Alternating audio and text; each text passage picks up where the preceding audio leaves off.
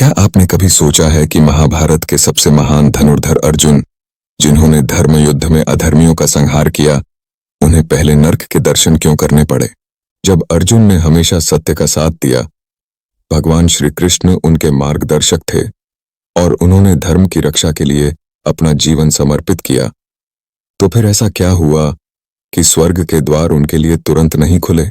अगर आप भी इस सवाल से हैरान हैं, तो इस कथा को अंत तक जरूर सुनिए, क्योंकि यह सिर्फ अर्जुन की नहीं, बल्कि हर उस इंसान की कहानी है जो खुद को नेक समझता है, लेकिन अनजाने में कुछ गलतियां कर बैठता है। क्या अर्जुन के पतन की वजह उनका अहंकार था? क्या उन्होंने अधर्म किया, या फिर यह सिर्फ एक परीक्षा थी? आज हम आपको सुनाने जा रहे हैं एक रोमांचक, भावनात्मक और ज्ञानवर्धक कथा, जिसमें छुपा है एक गहरा संदेश। तो बने रहिए हमारे साथ, क्योंकि कहानी अब शुरू होती है। आप देख रहे हैं ट्रूथ एंड फैक्ट एसजे, जहां हम आपको सुनाते हैं धर्म, शास्त्र और जीवन से जुड़ी रोचक, प्रेरणादायक और रहस्यमयी कहानियां। अगर आप भी हमारी इस आध्यात्मिक यात्रा का हिस्सा बनना चाहते हैं, तो चैनल को सब्सक्राइब करें और वीडियो को अंत तक जरूर देखें। हिमालय की ऊंची चोटियों पर ठंडी हवाएं बह रही थीं। सूर्यास्त की हल्की लाली आकाश को स्वर्णिम आभा दे रही थी। उसी पवित्र वातावरण में युधिष्ठिर अपने भाइयों के साथ आगे बढ़ रहे थे। स्वर्गारोहण की यात्रा चल रही थी।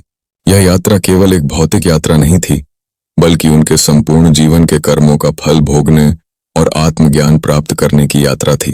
अर्जुन का मन इस यात्रा में विचलित था। वर्षों तक उन्होंने युद्ध किया, धर्म की रक्षा की और भगवान श्री कृष्ण के सान्निध्य में रहे। लेकिन आज, जब जीवन की अंतिम यात्रा हो रही थी, तो हृदय में कई प्रश्न उठ रहे थे। क्या उन्होंने जो किया वह सही था? क्या उन्होंने अपने धर्म का पालन ठीक से किया? क्या उनका हर कर्म पवित्र था?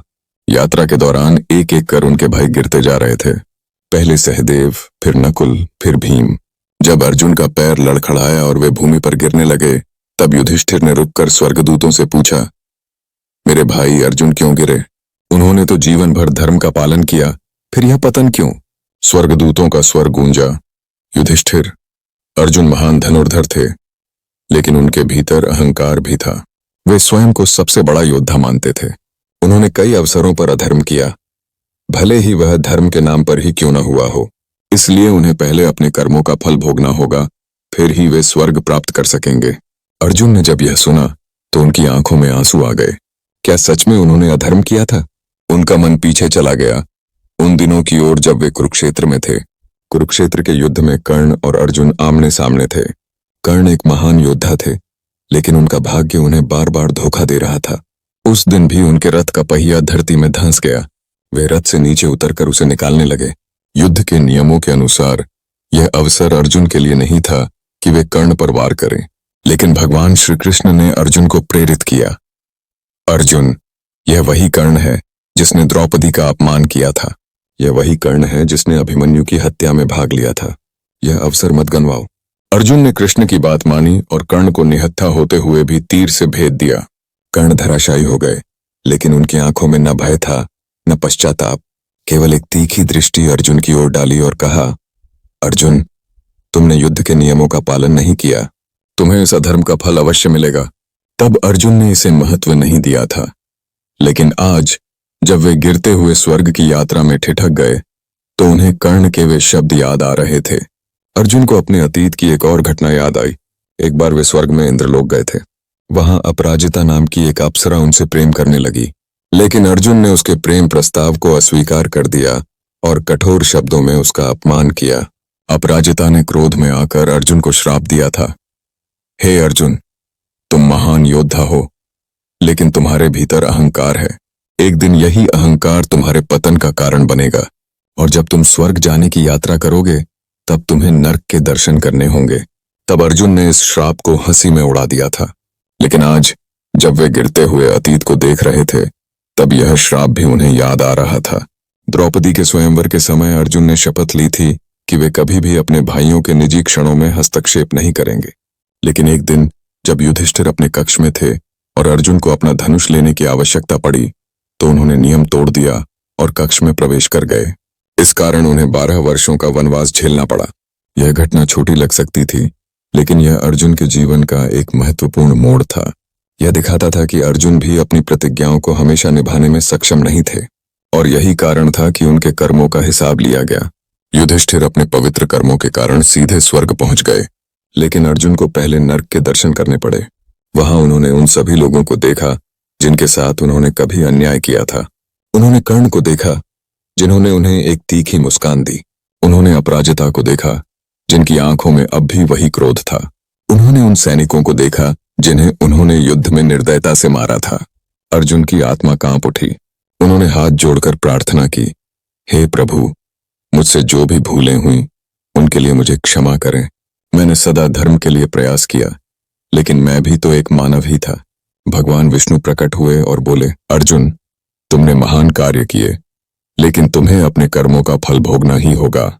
अब जब तुम्हें अपने दोषों का एहसास हो गया है, तो तुम अपने सभी पापों से मुक्त हो चुके हो। अब तुम स्वर्ग के अधिकारी हो। अर्जुन का हृदय अब शांत था। उन्होंने अपने कर्मों का फल स्वीकार किया, और जब उनका पश्चाताप पूर्ण हुआ तो स्वर्ग के द्वार उनके लिए खुल गए। वहां उन्हें अपने भाई द्रौपदी और अपने गुरु भगवान श्री कृष्ण के दर्शन हुए। अर्जुन की यह यात्रा हमें एक बहुत ही गहरी सीख देती है। जीवन में हम चाहे कितने भी बड़े बन जाएं, कितनी भी उपलब्धियां हासिल कर लें, अगर हमारे भीतर अहंकार आ जाता है तो वह हमें गिराने में देर नहीं करता। अर्जुन ने धर्म युद्ध लड़ा, लेकिन छोटे छोटे क्षणों में उन्होंने ऐसे निर्णय लिए जो उनके कर्मों पर भारी पड़ गए। यही जीवन का सबसे बड़ा सत्य है, हमारे कर्म। हम अक्सर सोचते हैं कि अगर हम बड़े बड़े अच्छे काम कर लें तो हमारी छोटी गलतियां मायने नहीं रखती, लेकिन ऐसा नहीं है। हमारी छोटी छोटी गलतियां ही हमारे भविष्य की दिशा तय करती हैं। अगर हम ईमानदारी से मेहनत करें लेकिन किसी को धोखा दे दें तो हमारी मेहनत का फल अधूरा रह जाता है। अगर हम दूसरों की मदद करें लेकिन किसी को अपमानित कर दें तो हमारा पुण्य भी अधूरा हो जाता है। भगवान श्री कृष्ण अर्जुन के साथ थे, लेकिन उन्होंने अर्जुन को उनके कर्मों का फल भुगतने से नहीं बचाया। इसका मतलब है कि भगवान भी हमारे कर्मों का हिसाब रखते हैं। हम किसी के साथ जैसा व्यवहार करेंगे वैसा ही हमारे साथ होगा। इसलिए जीवन में हमें हमेशा सावधान रहना चाहिए। अहंकार, क्रोध, ईर्ष्या, ये सब हमें धीरे धीरे नीचे गिराते हैं और हमें पता भी नहीं चलता। अर्जुन का सबसे बड़ा दोष यही था कि उन्हें अपने बल पर गर्व हो गया था। वे खुद को सबसे बड़ा योद्धा मानने लगे थे, लेकिन शक्ति और ज्ञान से भी बड़ा होता है विनम्रता। अगर हम विनम्र रहेंगे तो हमें जीवन में कभी हार नहीं मिलेगी। अगर हम अपने कर्मों को सुधारते रहेंगे तो हमें अपने जीवन में कभी पछतावा नहीं होगा। अर्जुन की यह कहानी हमें यह भी सिखाती है कि सही और गलत के बीच बहुत बारीक अंतर होता है। कई बार हम यह सोचकर कोई काम करते हैं कि यह सही है, लेकिन बाद में हमें एहसास होता है कि वह गलत था। इसलिए जीवन में हर कदम सोच समझकर रखना जरूरी है। अगर हम अपने कर्मों का ध्यान नहीं रखेंगे तो हमें भी अपने कर्मों का फल भुगतना पड़ेगा, चाहे हम कितने भी महान क्यों न हों। अगर हम जीवन में सफलता चाहते हैं तो हमें अपने छोटे छोटे कार्यों पर ध्यान देना होगा। हमें किसी का दिल नहीं दुखाना चाहिए, किसी के साथ अन्याय नहीं करना चाहिए और अहंकार को अपने अंदर नहीं आने देना चाहिए। याद रखिए, सफलता सिर्फ मेहनत से नहीं मिलती, अच्छे कर्मों से भी मिलती है। अगर हमारे कर्म अच्छे होंगे तो भगवान भी हमें आगे बढ़ने में मदद करेंगे, लेकिन अगर हमारे कर्म गलत होंगे तो भगवान भी हमें उसके परिणाम से बचा नहीं सकते। अर्जुन का जीवन हमें यह सिखाता है कि अंत में सबसे महत्वपूर्ण चीज क्या होती है, हमारे कर्म, हमारा व्यवहार और हमारी सोच। अगर हम अपनी सोच को शुद्ध रखेंगे तो हमारा जीवन भी सुंदर होगा।